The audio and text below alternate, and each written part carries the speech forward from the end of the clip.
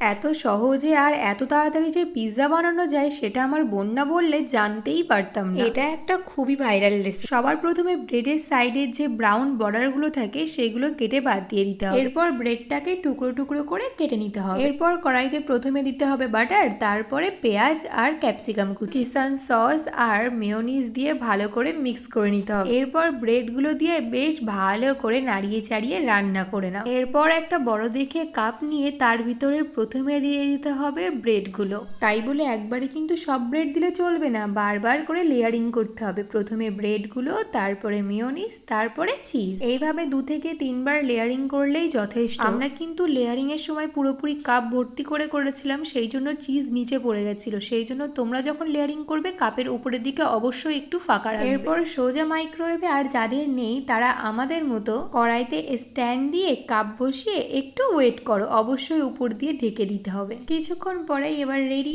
একবার আমার উপরে ট্রাস্ট করে বানিয়েই দেখো, ভালো না লাগলে আমার নাক কেটে বাদ দিয়ে দেবো। সত্যি সত্যি কিন্তু আমার নাক কাটতে আসে না, তবে পিৎজার মতনই খেতে লাগছিল।